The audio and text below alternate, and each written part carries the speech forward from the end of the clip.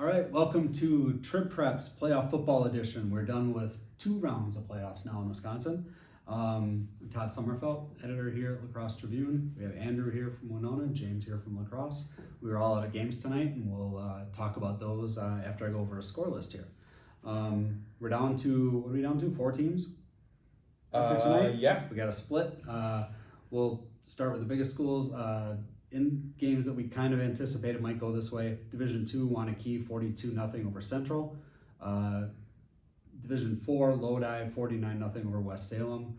Those were good teams this year that had some tough draws and had to beat some really good teams early.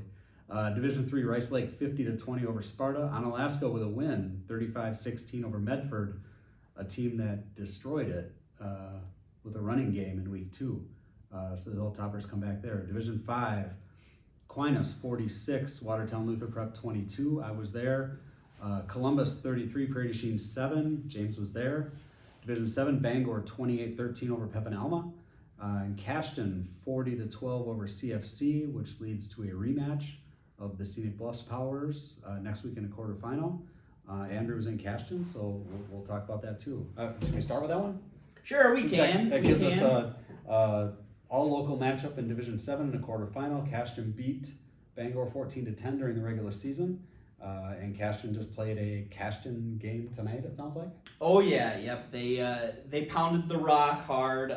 336 total rushing yards. It was Brett Hemmersbach that led the way, 20 rushes for 173 yards and a touchdown. But Klinkner added 81 yards and 2 touchdowns as well. Well-rounded running game. And CFC hung tough early. They were only down 21-12 at halftime. And were it not for one errant pass that ended up as a pick 6, it might have been 14-12 at halftime. I was going to say there had to be a pick 6 in there because it's Cashton. Yes, That's what they do. yes. And it was Brady Hemmersbach that had the pick 6. Brady, the quarterback, Brett, the running back. Both play on defense, both good defensive players as well. It was close, but Cashton just kept pounding away, and early in the second half, it was pretty clear that CFC couldn't stop them anymore. They did a good job stopping them in the first half, but they were worn down, and Cashton just kept running and pulled away for that 28-point victory. And they held CFC scoreless in the second half as well. Okay. That Bangor game tonight, Mishik was their leading rusher, 140 yards on 14 carries. We don't see that very often. Horseman had 94 yards, and what do you have? 2 touchdowns. Samuel Kropp had a 6-yard catch, so we know he played, but wasn't one of their leading rushers. Go figure, Sam Crenshaw made all of his extra points tonight. Tom Lee could use a kicker like that because they missed on 5 out of 7 2-point conversions. We'll do my game last. Let's talk about what happened to Prairie du Chien. The Blackhawks got grounded by Columbus and kind of run over by the state's all-time leading rusher. Yeah, it's sort of the similar situation where that Andrew talked about in his game where they held serve early. The biggest problem, I think, for Prairie du Chien was just offensively. They couldn't get anything going all night. Either they would have drives that would just peter out and they'd go 3 and out, or they'd get a big play, but then it'd, stall out, or they'd have the issues they have in the second half where they just turn the ball over a lot. 2 interceptions. I think in total they had 5 fumbles in this game, and I think they lost 1 or 2 of them. And one of those lost fumbles turned into immediate points for Colton Brundle, Burnell, sorry. Yes. Colton Burnell, he got an immediate 20-yard touchdown, and then it was a 2-score game. And from there, because of the way the offense had been operating, it felt like that was the wind out of the sails for the Blackhawks. And then from there, that's when Brunel really started to take off. I had that he had at least probably 174 yards between the time of that first touchdown he had, the 20-yard touchdown run in the third quarter, 174 more yards at least for the rest of the game, with 2 more touchdowns in the fourth to really put it away. Well, I was at the Aquinas game, and of course people were wanting to know the updates on that game because they match up with the winner. And you know, we were listening to score updates, and it was 13-7, 19-7. And everybody's like, "Well, Prairie du Chine's hanging in there." You said it just didn't really have that feel, though. It felt like Columbus was in control. It felt like after, because the fumble that they lost, Prairie du Chine lost, came right after a Columbus fumble by Brunel, actually, and so it was like, okay, they finally got some momentum. They finally have something they can build off of, and it just all the air went out in 2 plays, and from there. And then he added a 73-yard touchdown run, I think 2 drives later, and from there it was like, okay, now it's just playing for pride and trying to finish the season strong. Their only touchdown drive was a 9-yard touchdown drive off of a botched punt, basically, by the Cardinals. Blake Theory ran that one in. He was held in check pretty well. 23 yards or something? Yeah, 23 rushing yards. I think total they had 24 yards on 45 offensive plays. And part of that was mainly just they had to go to the pass game, and on a already windy night against a really good team, it was hard for them to come by any sort of big plays there. Yeah, and Theory with over 300 yards and 5 touchdowns last week. So big drop there, and Columbus certainly was aware of that. My game, I didn't have Watertown Luther Prep didn't hang around at all in this one.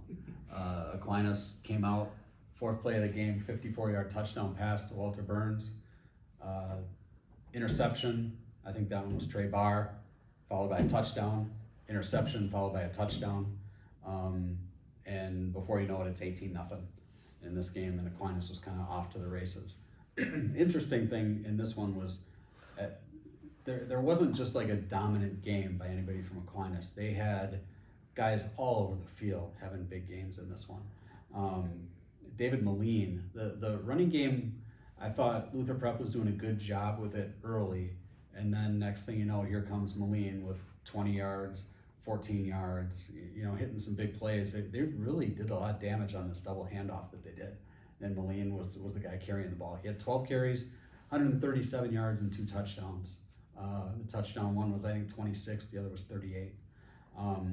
So he had a big game. Jacob Thornton passing the ball, 7 for 9, 146, and 3 touchdowns. Very efficient game for him.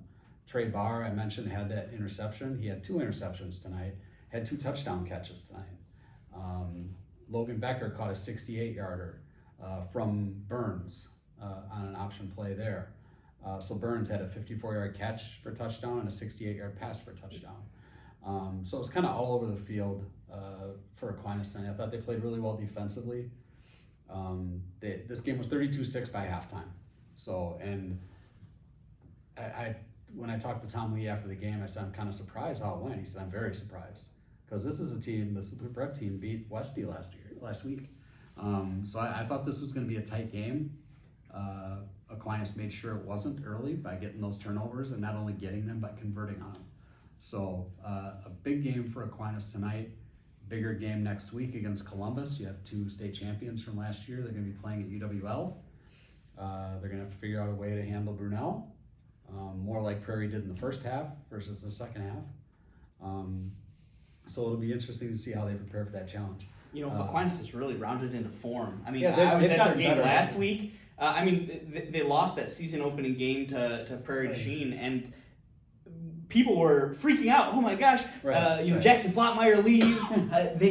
Are they not able to replace him? And Thornton certainly not quite the caliber of him, but Thornton's played well, and everyone else has taken a step forward that returned. It's been a really good season for them after losing a talented senior class last year that led them to 2 state titles. And they started the season with 2 quarterbacks, and then they decided to just go with Thornton and use Walter Burns elsewhere.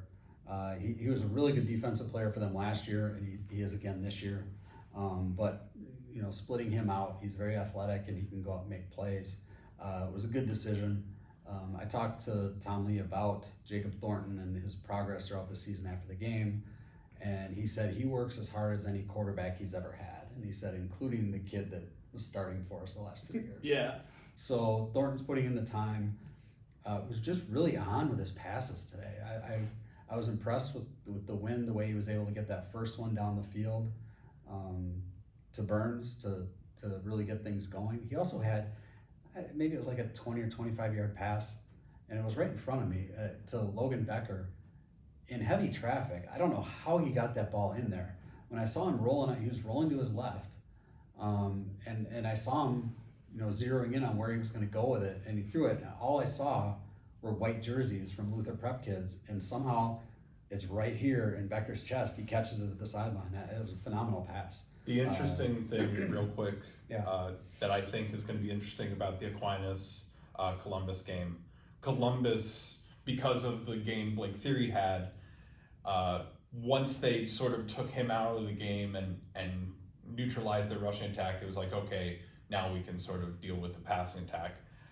It'll be interesting, I think, to watch how they go from a game where it's like, okay, we have to neutralize this one thing and then we'll be in a good spot, to an Aquinas team that has so many weapons and can beat you so many different ways. Yeah, it's not just, we'll just eliminate one running back. You got two running backs to deal with. And then on the passing side, you can't say, we'll just take out Burns and then, Becker will kill you. Or, we'll just take out Becker and then Burns will kill you. Yes, and they're going to have to figure out a way to deal with Moline, because he hasn't been their leading rusher all year. Kyle White's had a really good year.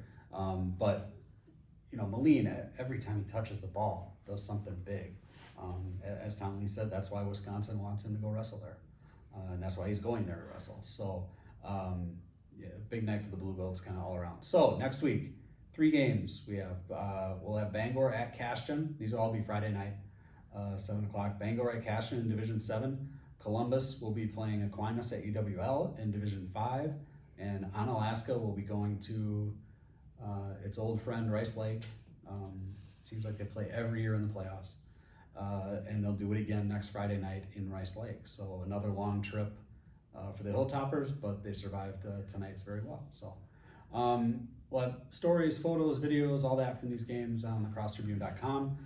Big day on Saturday, where we'll have some state cross country, UWL football, lots of stuff going up on the website kind of throughout the day on Saturday. We'll see if Holman or Aquinas can qualify for state volleyball on Saturday night. So lots of things to come back to lacrossetribune.com for tomorrow. So we'll be back here doing this again next Friday night after those 4 games. But until then, watch our website, watch our paper when it comes out throughout the week for stories on all this and more in terms of local sports. So thanks for being with us.